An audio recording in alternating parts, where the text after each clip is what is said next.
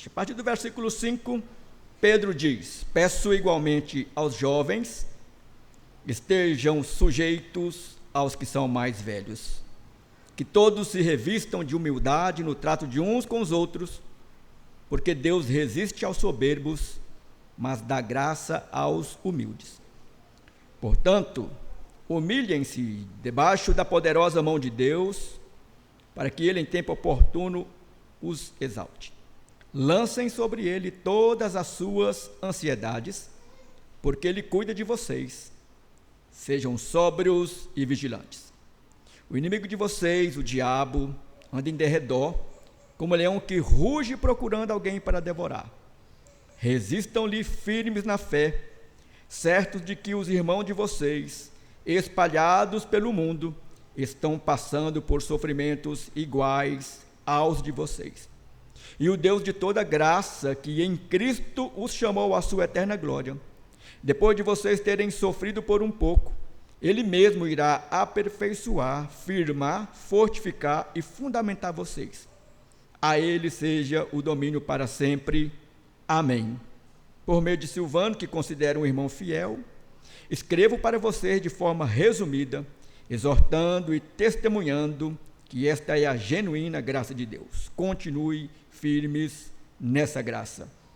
Aquela que se encontra na Babilônia, também eleita, manda saudações, e o mesmo faz o meu filho Marcos. Saúdem uns aos outros com um beijo fraterno.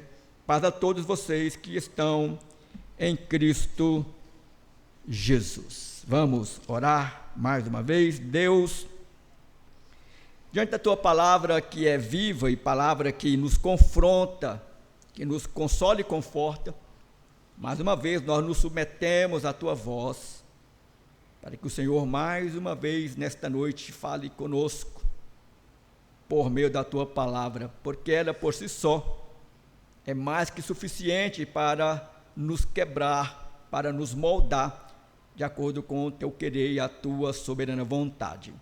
Assim nós oramos no nome de Jesus, amém e amém. Quero dizer, antes de iniciar a mensagem, que estamos em recesso com todo o quadro de professores do mês de janeiro. Você que está com crianças menores, nós temos o berçário que é ao lado, se você precisar usá-lo, fique à vontade, para que você esteja tranquila também, ou tranquilo, em pensar que seus filhos irão nos incomodar. Não irão. Pode ficar tranquilos, porque nós sabemos que em tudo Deus coopera conosco, segundo a graça e bondade dele. Chegamos ao fim da carta, primeira carta do apóstolo Pedro, onde ele, da igreja de Roma, escreve para as 5 comunidades dos irmãos da diáspora que se encontravam no Ponto, na Galácia, Capadócia, Ásia e Bitínia. Pedro diz que estes também eram eleitos segundo a presciência de Deus, e Pedro os denomina como peregrinos e forasteiros, ou seja, aqueles residentes temporários como nós, que temos uma história aqui neste mundo, mas não pertencemos a este mundo. Aqui estamos, mas o nosso mundo é outro, a nossa realidade que nos aguarda é outra, e sim aquela que Cristo preparou para nós, e ele diz isso em João 14, que ele iria ao Pai, mas voltaria para nos buscar, porque ele estaria preparando lugar para nós. Pedro escreve esta carta fundamentando a sua palavra na graça de Deus, e no capítulo 5, que é onde ele vai resumir toda a sua fala, ele vai dizer àqueles irmãos da igreja da diáspora, em que eles passaram um tempo onde estavam sendo perseguidos por eles não retroagirem na sua fé com Cristo. Então, é aquilo que nós vivemos hoje. Vivemos debaixo de uma perseguição velada, mas que às vezes nós somos confrontados porque nós não mudamos a nossa posição referente às coisas que são colocadas diante de nós, nas nossas conversas, e que, uma vez quando nós mantemos a nossa posição segundo a palavra de Deus, nós somos então rechaçados, nós somos deixados de lado, nós somos considerados como fanáticos, pessoas que não têm um conhecimento real da realidade, que têm uma cosmovisão tapada, e por isso nós somos pessoas que não somos bem-vindos a certos meios. Era por este motivo que aqueles irmãos no passado estavam sendo perseguidos. Era uma perseguição de leve a moderada. Só que a partir do do capítulo de número 5, Pedro vai dizer para que aqueles irmãos estivessem preparados, porque a perseguição iria arrefecer, a perseguição iria tornar-se aguda, e ela de fato tornou, quando pouco tempo depois, Nero então começa a perseguir duramente a igreja, e muitos destes irmãos foram levados para os coliseus, foram queimados vivos, foram exilados, foram jogados nas masmorras, e assim sucessivamente a igreja tornou-se objeto de uma dura perseguição pelo Império Romano, não só na pessoa de Nero, mas de outros imperadores. E Pedro então vai escrever esta carta, principalmente o capítulo 5, para dizer que o que nos sustenta de fato e de verdade, irmãos, no momento do sofrimento, é a graça de Deus. A graça era por demais suficiente para sustentar a nossa fé em Cristo Jesus. E é por isso que ele vai dizer que nós precisamos estar atentos àquilo que Deus tem nos falado no decorrer do tempo. Porque quando nós olhamos para a palavra de Deus, nós vamos perceber que desde os primórdios, Deus, ele avisa o seu povo, para que o seu povo volte para ele, para que Deus não os trate, ou que Deus não permita, ou que Deus venha a moldá-los de acordo com a sua santa vontade. Muitas provações que nós passamos, na verdade, é Deus provando-nos, testando a nossa fé para nos trazer para Ele. Porque quando nós estamos no tempo da bonança, via de regra, nós nos distanciamos de Deus, ou ficamos quase que em stand-by. Está tudo bem, às vezes eu nem vou na igreja com a assiduidade que eu ia antes, não leio mais a Bíblia como lia antes, não oro como antes, e assim nós vamos, de uma forma imperceptível, nos distanciando de Deus. E por isso Deus, em tempos atrás, variadas vezes, chamou o seu povo para que pudesse retornar para Ele. Foi assim com aquela primeira geração que saiu do Egito. Primeira geração que saiu do Egito, Deus os advertiu várias vezes por meio de Moisés, por meio de Arão, para que aqueles povos pudessem voltar a Ele e não adorar outros deuses, porque senão eles pereceriam no deserto, e toda a primeira geração, por não ouvir a Deus, pereceram no deserto. Mas também foi assim com o reino do norte, quando as 10 tribos que compunham o reino do norte, capital Samaria, foram gradativamente se distanciando de Deus. Deus levanta vários profetas para levar a palavra de Deus a eles, para que eles pudessem voltar para Deus. Como eles não voltaram, foram levados para o cativeiro assírio, 70 anos de dura provação. Foi assim também com o reino do sul. Mesmo depois das 10 tribos fora levada para o cativeiro assírio, anos depois, o reino de Judá continuou no mesmo caminho, de forma sistemática, contumaz, obtusa. E Deus levanta profetas para chamar aqueles irmãos, para que pudessem voltar para Ele, não deram ouvido para Deus, e também foram levados para o cativeiro babilônico 70 anos. Nós estamos e vivemos e estamos acostumados a tempo de paz, de estabilidade, liberdade de culto. Também nos iludimos pensando que esse quadro nunca mudará. Era justamente isso que muitos irmãos, no contexto da primeira carta de Pedro, estavam vivendo. E Pedro diz para eles: preparem-se para o pior. É o que Pedro está nos advertindo hoje. Não pense que a condição em que nós estamos hoje, de liberdade de culto, de paz, para que a gente venha adorar a Deus de forma tranquila, isso vai permanecer para sempre, irmãos. E por que nós devemos nos preparar? Porque quando chegar o momento, nós iremos, segundo a palavra de Deus, exaltar este Deus glorioso, mesmo no tempo do sofrimento. É isso que Pedro está ensinando àqueles irmãos no tempo passado. E Pedro então vai ensinar aqueles irmãos e a nós como é que nós vamos exaltar e glorificar a Deus no momento de provação, de perseguição, de sofrimento. Pedro vai dizer em primeiro lugar àqueles irmãos que eles vão atingir este objetivo e nós também, sendo humildes.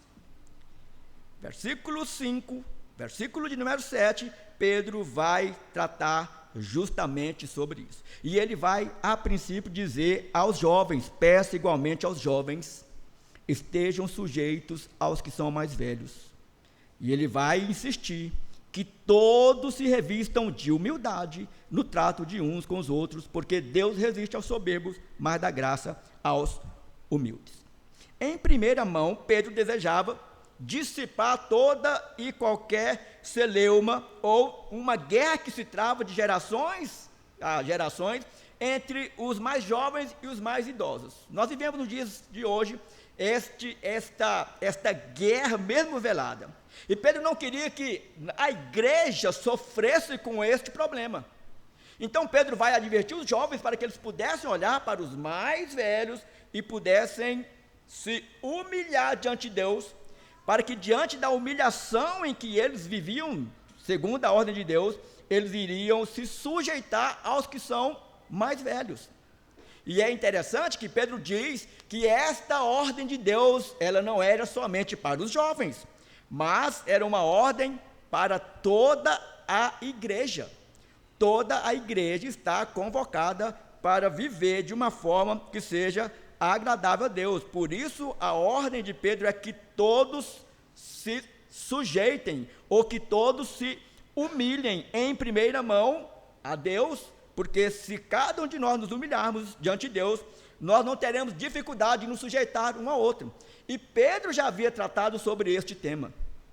Pedro já havia tratado sobre a questão da sujeição do homem para com Deus, e assim, ele tendo Cristo como o seu grande modelo, ele ia amar a sua esposa, acima de todas as coisas, nas coisas comuns do lar. Ele vai também falar para as mulheres que elas pudessem, tendo a igreja como exemplo, se sujeitar aos seus maridos e assim sucessivamente. Por isso, Pedro ele vai lá no Antigo Testamento e ele vai buscar em Provérbios capítulo 3, versículo 34, aquilo que ele está ensinando. Ele vai dizer que todos revistam de humildade no trato de uns com os outros, porque Deus resiste aos soberbos, mas dá graça aos humildes. Provérbios 3,34 diz, certamente ele, Deus, zomba dos zombadores, mas dá graça aos humildes. E humildade é uma característica que ela não é bem-vinda no nosso meio social.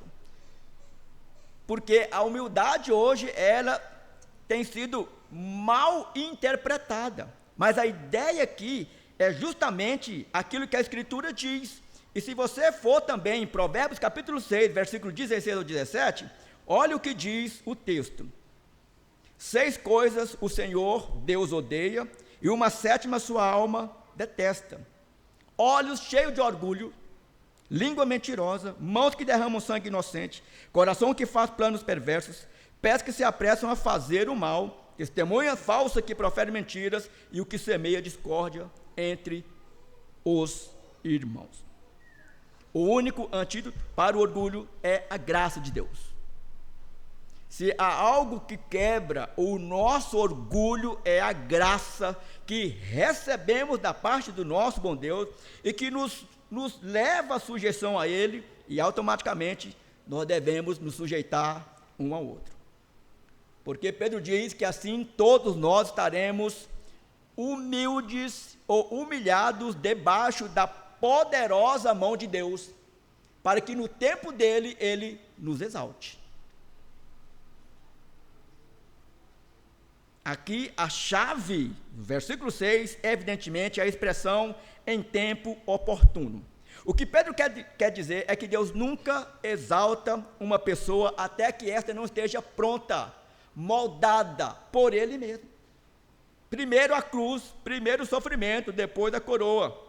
Primeiro o sofrimento, depois a glória. Essa sempre foi a história da Escritura. Foi assim que Moisés enfrentou 40 anos, sob a poderosa mão de Deus, humilhando para que ele pudesse ser qualificado, preparado por Deus para retirar o povo do Egito. Foi assim que Deus preparou José, durante 13 anos da sua vida, para que ele pudesse ser o segundo no Egito. É desta maneira que Deus trabalha conosco, porque a máxima é, pois todo o que se exalta, e é Jesus dizendo, pois todo o que se exalta será humilhado, e o que se humilha será exaltado. Lucas, capítulo 14, versículo de número 11. Só que nós temos que entender que um dos benefícios desse tipo de relacionamento com Deus é o privilégio de nós lançar sobre eles as nossas ansiedades. Porque o orgulho tira de nós isso. Pedro vai dizer no versículo de número 7, lancem sobre ele todas as suas ansiedades, porque ele cuida de vocês. Olha o que Pedro está ensinando àqueles irmãos no passado. E a palavra traduzida por ansiedade aqui significa divisão, rompimento.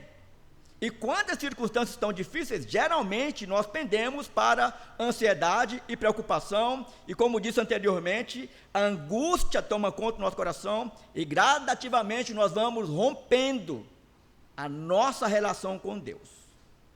De acordo com a primeira carta de Pedro, capítulo 5, versículo 7, nós devemos entregar todos os nossos cuidados, ansiedades ao Senhor. Porque ninguém cuida de nós como Ele cuida.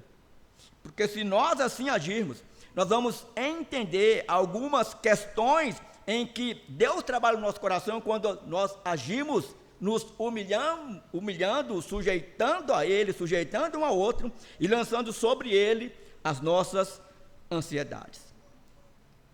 Primeiro ponto é que quando nós assim agimos, Ele nos dá a coragem suficiente, a força necessária para enfrentarmos todas as nossas preocupações com honestidade e encará-las de uma forma alicerçados nele. Porque o problema não é que nós não temos preocupações, o problema não é que nós não temos problemas.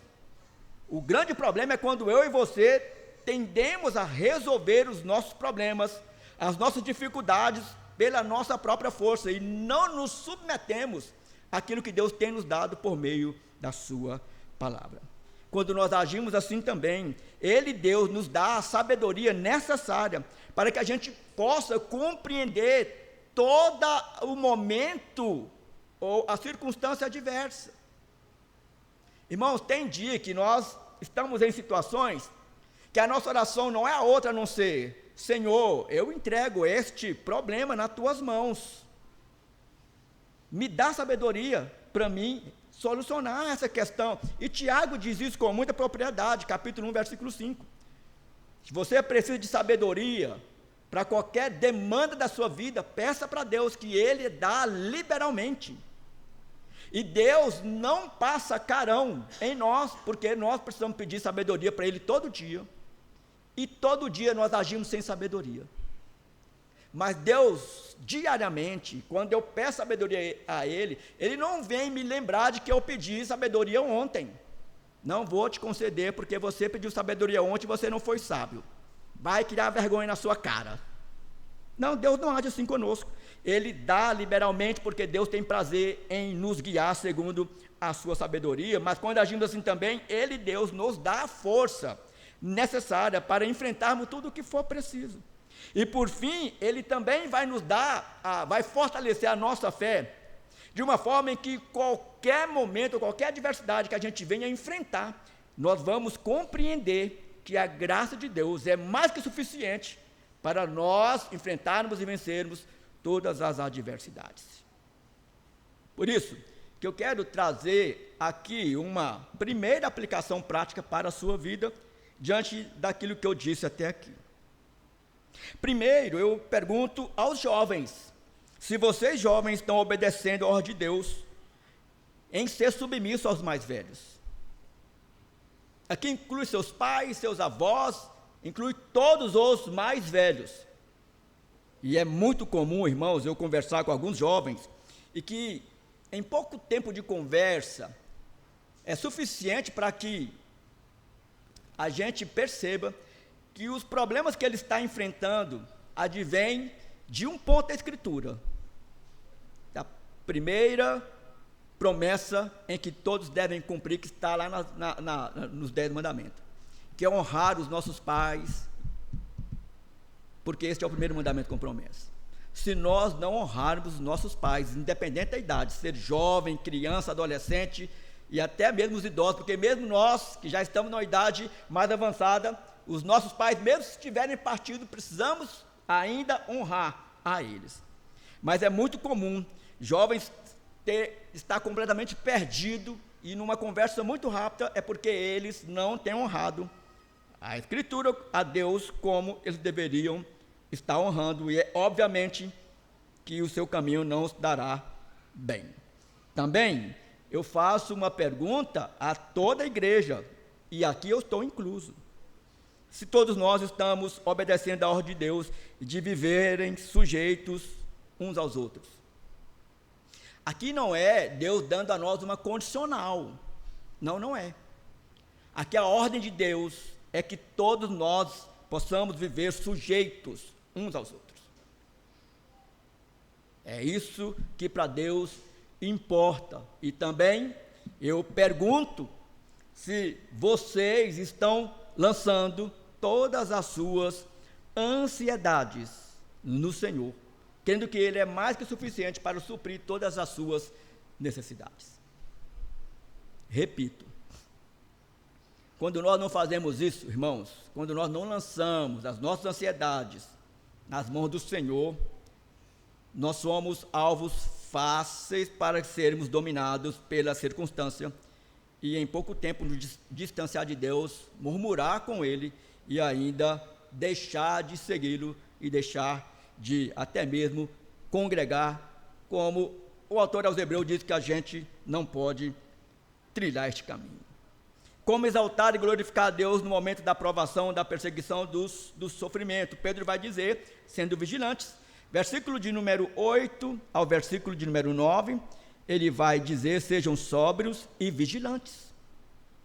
Por que então que nós precisamos ter uma vida de sobriedade e de vigilância? Pedro então vai explicar para nós, ele vai dizer que nós devemos viver desta maneira, porque é desta maneira que nós vamos rechaçar o inimigo que tenazmente se levanta contra nós. Um dos motivos pelos quais temos ansiedades é o fato de nós possuirmos inimigos. E Pedro está aqui trazendo o maior inimigo que nós temos, o maior inimigo de Cristo, o maior inimigo da igreja, e sendo o maior inimigo da igreja de Cristo, é o seu maior inimigo. Como uma serpente astuta, Satanás engana. Paulo diz isso na segunda carta à igreja de Corinto, capítulo 11, versículo 3. Como o leão, que é a figura que Pedro usa aqui, ele devora a sua presa. Por isso que nós não podemos, irmãos, deixar de estar atento às artimanhas deste inimigo, que é extremamente astuto e sutil. A designação Satanás significa adversário. A palavra diabo quer dizer o acusador ou o difamador. E Pedro dá àqueles irmãos lá no passado e a nós várias instruções práticas, a fim de ajudar a eles e a nós no tempo presente a como vencer este adversário. Primeira instrução prática que Pedro dá a nós é que nós não podemos ignorá-lo, pois ele é extremamente perigoso. Olha o que Pedro diz: o diabo, o vosso adversário, anda em derredor, como o leão que ruge procurando alguém para devorar. E aqui nós devemos acatar a ordem dada a nós anterior: sobriedade e vigilância. Satanás é um inimigo perigoso, ele é um inimigo terrível. Não devemos jamais zombar dele, desdenhar, ignorá-lo, nem subestimar a sua capacidade. Tratando do conflito com Satanás, do conflito, nosso conflito com ele, nós precisamos ser sóbrios e ter a nossa mente, o nosso coração totalmente controlado por Deus e pela sua palavra. Segunda instrução prática, não o ignore, pois ele é o grande enganador. Olha o que Jesus diz sobre este indivíduo. João 8,44. Jesus diz: vocês são do diabo, que é o pai de vocês, e querem satisfazer os desejos dele. Ele foi assassino desde o princípio e jamais se firmou na verdade, porque nele não há verdade. Quando ele profere mentira, fala do que lhe é próprio, porque é mentiroso e pai da mentira. Uma vez que Satanás é um inimigo sutil, devemos estar em permanente vigilância, estar sempre em guarda, né? Com a nossa guarda alta, né? A nossa defesa, a nossa estratégia, a sua estratégia é pegar a palavra de Deus e deixar que esta palavra torne-se o nosso grande escudo, porque a estratégia deste indivíduo é falsificar tudo aquilo que Deus fez e tudo aquilo que Deus faz. E se não fosse a palavra de Deus e o Espírito Santo que habita em nós, há muito ele já nos teria enganado e nos destruído há muito e muito tempo. Quanto mais conhecermos a palavra, quanto mais os nossos sentidos forem aguçados para detectar a forma como esse indivíduo age de forma sutil, mais preparado nós estaremos para enfrentá-lo de acordo com as diretrizes de Pedro. Pedro também vai dizer para que a gente não venha ignorá-lo e como nós devemos combater este indivíduo, resistindo-lhe firme na fé. Foi desta forma que Jesus enfrentou e venceu Satanás, por meio da palavra e por meio da sua postura de resistência, de fé, diante de um contexto totalmente adverso em que ele estava. No deserto, 40 dias, sem comer e sem beber. Tanto é que a primeira proposta deste inimigo sutil a Cristo é: você é Deus, está com fome? Transforma essas pedras em pães e come. Resistir ao inimigo significa manter-se firme na palavra de Deus. Efésios capítulo 6, versículo 10 ao versículo 13, nos instrui que nós temos que nos fortalecer para que nós possamos ficar firmes contra este inimigo e assim nós iremos resisti-lo. Se não estivermos alicerçados e firmes na palavra de Deus, em Deus e na sua palavra, não seremos capazes de resistir ao inimigo tão poderoso e astuto. Portanto, a nossa arma encontra-se na palavra de Deus. E aí nós vamos lembrar de Paulo instruindo a igreja, ou apresentando a armadura de Deus para a igreja em Éfeso, capítulo 6, versículo 10 até o versículo de número 20, se não falho a memória. Então, tanto Pedro como Paulo, como o próprio Jesus, ele nos instrui que nós não podemos, irmãos, ignorar este inimigo que é por demais astuto, e que ele está pronto, procurando uma brecha na minha e na sua vida para nos jogar no chão e até mesmo para nos destruir. Se Pedro estivesse muito bem preparado e firmado na palavra de Deus, ele não só teria ouvido as advertências de Jesus: Pedro, cuidado, Satanás está requerendo a ti para te peneirar.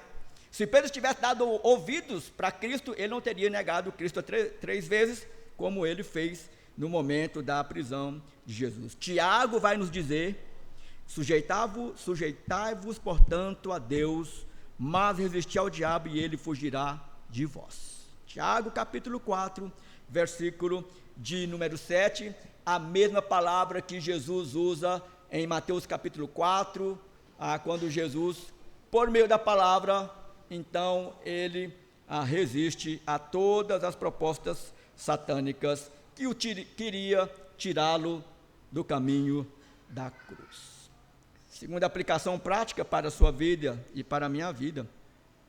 E a pergunta que eu faço é: como que você tem lidado com esse inimigo tão astuto?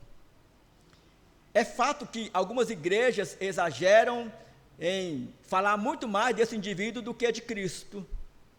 Mas, por outro lado, nós não podemos também ser inocentes e deixar de ter uma vida de vigilância e sobriedade firmados na palavra e na oração.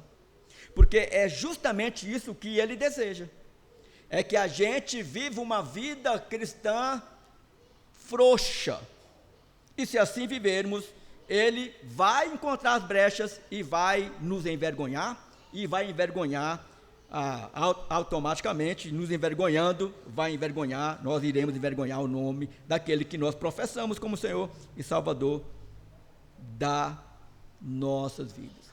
Então, se você deseja, se você tem vez ou outra caído nas propostas do diabo, é tempo de se revestir com a armadura de Deus, que se encontra na palavra de Deus, Efésios capítulo 6, versículo 10 até o versículo 20. Se você se revestir desta armadura de Deus, Satanás jamais irá prevalecer sobre você.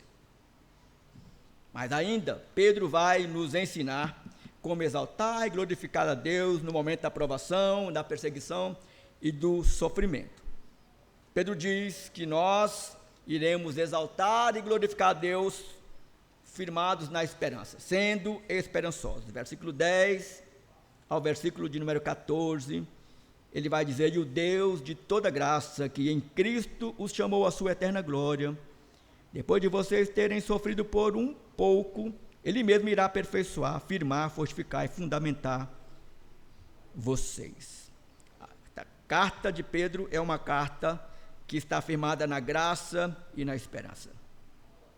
Pedro encerra em tom positivo e lembra aos seus leitores e a nós no tempo presente de que Deus sabe o que faz e Ele está no controle de tudo. Este é o ponto. Mesmo aqueles irmãos debaixo de uma dura perseguição, onde muitos foram levados ao Coliseu, onde muitos foram queimados vivos, não é que Deus perdeu o controle, que Deus estava perdendo a batalha para o Império Romano, não, irmãos. Deus era, é e continuará soberano sobre tudo e sobre todos.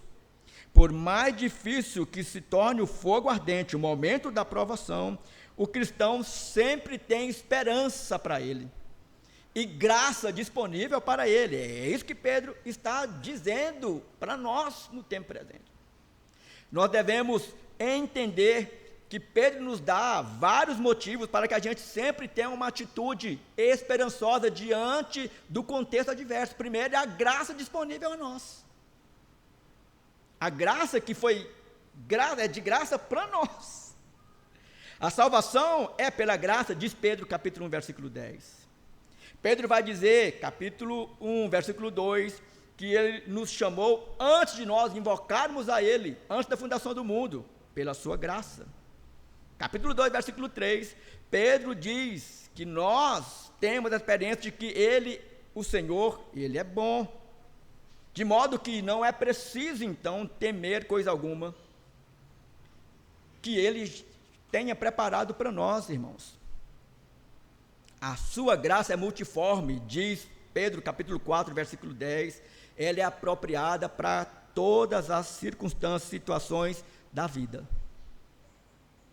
E se Deus aprovou, por Ele mesmo, no tempo futuro, de nós não termos mais a paz que temos hoje, e de sermos perseguidos, a graça de Deus estará à nossa disposição para resistirmos tudo e todos. Ela é por demais suficiente. Porque Pedro vai dizer que este é o Deus de toda graça. Ele tem a graça para nos socorrer em todo momento, em todo tempo, conforme diz o autor aos Hebreus, capítulo 4, versículo 16. Tiago, capítulo 4, versículo 6, diz que este Deus, Ele dá maior graça. Ainda nós encontramos no versículo 12 do capítulo 5, que nós devemos permanecer firmes na graça do Senhor, e Paulo também diz isso em Romanos, capítulo 5, versículo de número 2. Outro motivo também que nós precisamos sempre ter uma atitude esperançosa no meio do sofrimento, é que nós estamos sendo conduzidos para a glória. O nosso mundo, a nossa morada aqui é temporária. É por isso que Pedro diz que nós somos peregrinos. Por isso que nós vivemos o já e o ainda não. Nós estamos neste mundo hostil aqui, o mundo que já no maligno, mas aqui precisamos fazer diferença, falar de Cristo, dar bom testemunho, viver uma vida sóbria, equilibrada, vigilante, firmes na palavra e numa vida de oração. Ele nos chamou à sua eterna glória, diz Pedro, capítulo 1, versículo de número 4. E se dependermos da graça de Deus ao sofrer, esse sofrimento redundará em glória. Capítulo 4, versículo 13 ao versículo de número 16. Portanto, não há nada que possa nos levar a desistir de caminhar com Deus, porque tudo que nós precisamos para este momento de bonança e tempo difícil, a graça é que nos sustenta tanto num tempo quanto no outro. Mas também Pedro vai dizer para nós que nós precisamos viver uma vida de esperança no sofrimento, é porque sofrimento, todo o nosso sofrimento, ele é temporário. As provações são apenas por breve tempo, diz ele, capítulo 1, versículo 6. Mas a glória conquistada por Cristo, por nós, ela é eterna. Paulo tinha essa mesma ideia em mente ao escrever 2 Coríntios capítulo 4, versículo 17, quando ele diz: porque a nossa leve e momentânea tribulação produz para nós eterno peso de glória, acima de toda comparação. Por fim, devemos viver em esperança no tempo da adversidade, porque sabemos que é na provação que o Senhor constrói, molda o nosso caráter cristão. E ele aqui vai usar o termo aperfeiçoar. O termo grego traduzido por aperfeiçoar significa equipar, ajustar, encaixar. Ele vai dizer: e o Deus de toda graça em Cristo, que o chamou para a sua eterna glória, depois de vocês terem sofrido por um pouco, ele mesmo irá aperfeiçoar.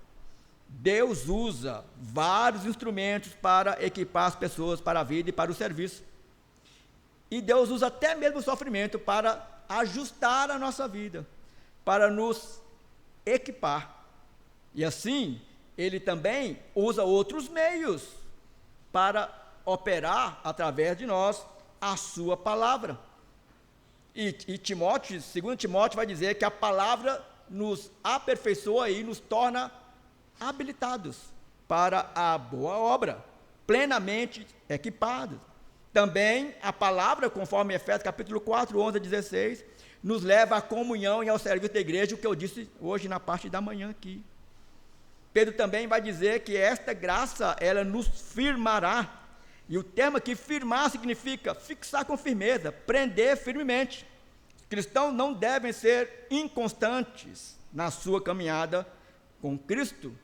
É por isso que a nossa fé precisa diariamente ser confirmada e fortalecida, conforme a carta aos Tessalonicenses, capítulo 3, versículo 13.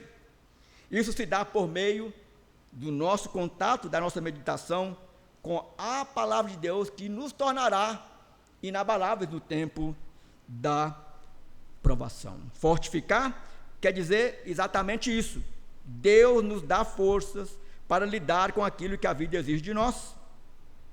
De que adianta estarmos firmados sobre alicerces sólidos se não tivermos o poder e a capacitação do Espírito Santo para agir nos tempos de bonanças e nos tempos de adversidades. Fundamentar é a tradução de uma palavra que significa lançar um alicerce.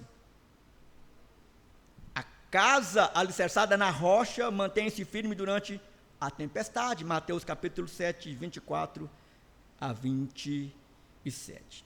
Então Deus constrói o nosso caráter, aviva a nossa esperança por meio da sua graça maravilhosa. E quando nós confiamos nele e nos entregamos totalmente a ele, nós experimentamos diariamente, irmãos, quão bom é vivermos sujeitos a Deus, sujeitos uns aos outros, firmados na graça e na esperança que ele derramou sobre nós de forma abundante, para que em tempo de bonança ou em tempo de adversidade possamos sempre exaltar e glorificar o seu glorioso nome. Quero concluir esta palavra dizendo que Pedro deixa esta carta, preciosa carta, e nos incentiva a termos sempre esperança no Senhor, por mais difíceis que sejam os tempos. Ao longo dos séculos, a igreja tem passado por várias provações, e, no entanto, Satanás nunca foi capaz e nunca será capaz de destruí-la. Porque o próprio Jesus diz que as portas do inferno não prevalecerão contra a sua igreja. Só que nós que fazemos parte da igreja de hoje, precisamos estar ligados, como diz a galera jovem, né? Antenados, porque vivemos tempos de paz, sim, temos liberdade de culto, sim, mas a gente tem que nos preparar, porque a promessa, irmãos, que nós temos segundo a Escritura, é de que as coisas sempre tenderá para a perseguição, cada vez mais e mais aguda. Mas, quaisquer que sejam as provações que sobrevirão, Pedro continua a nos ensinar, dizendo a cada um de nós: sejam esperançosos. Vivam firmados no Deus de toda graça, porque a glória está próxima. Última aplicação para a sua e para a minha vida. Pergunto se vocês acreditam que Deus é capaz de aperfeiçoar, firmar, fortificar e fundamentar as suas vidas com sua abundante graça. Se vocês creem que Deus é capaz de aperfeiçoar, firmar, fortificar e fundamentar as suas vidas com a sua abundante graça. Nós precisamos responder com muita convicção a Deus, irmãos, perguntas como essa. Porque às vezes nós temos uma tendência natural de pensar que Deus não está ligado a nós, que Deus não está preocupado conosco, Deus não tem tempo para nós, Deus está muito ocupado para lidar com um indivíduo como eu. Então é comum, às vezes, nós pensarmos isso. Não pense, nunca, porque em todo o tempo, este Deus maravilhoso está cuidando de você como ninguém cuida. Vocês creem também que o Deus de toda graça, por meio de Jesus Cristo, nos chamou à sua eterna glória? Você crê verdadeiramente nisso? Este é o seu anseio, de viver aqui agora, honrando a Cristo, viver a vida com toda intensidade. Eu sempre digo que nós, crentes, podemos fazer tudo nessa vida, só não podemos pecar, mas podemos fazer tudo, viver a vida com toda alegria, mas isso aqui é pouco, irmãos. Há algo maravilhoso que nos aguarda, que a gente tem um pequeno vislumbre daquilo que é passado a nós pela Escritura, porque se fosse passado, eu acho que 10% do que será lá, nós assim nós iríamos compreender aquilo que nós iremos viver e desfrutar nessa eterna glória. Por isso eu quero dizer para vocês que, por mais que seja a situação, no tempo presente ou no tempo futuro, não desista. Não desista de caminhar com Jesus Cristo. E se você está conosco aqui nesta noite, se você ainda não tem este compromisso, se você ainda não fez esta aliança, de ter esta convicção de fé, que Jesus é o único e suficiente Salvador, esta é a noite de você se comprometer com Ele, e você tê-lo como Senhor e Salvador, e de saber que Ele é mais que suficiente para te sustentar, te dar força para vencer todas as tentações. Feche seus olhos, curva sua cabeça, vamos orar no nome de Jesus. Ó Deus, a Tua palavra, Senhor, é por demais maravilhosa. Se não fosse a Tua palavra, nós estaríamos completamente perdidos, desorientados, até mesmo nos tempos de bonança. Quanto mais, ó Deus, no tempo da adversidade. Pai, nos leva a Ti diariamente. Nos faça, ó Deus, pessoas humildes, caráter formado por Ti, pessoas que se submetem à Tua poderosa mão, ao Teu guiar soberano. Por mais que a gente não venha entender, compreender a forma como o Senhor age neste mundo, tudo está sob o Teu controle, tudo está nas Tuas mãos, porque Tu és o glorioso Senhor que rege sobre tudo e sobre todos. Dê a nós um coração sujeito uns aos outros, coração, ó Deus, que seja vigilante, sóbrio, firmado na Tua palavra, tendo uma vida de oração e meditação da Tua palavra. Faça, ó Deus, viver diariamente em viva esperança, firmados na Tua abundante graça. Traga alegria ao nosso coração, Senhor, porque só no Senhor encontramos o que de fato necessitamos. Oramos no nome de Jesus. Amém.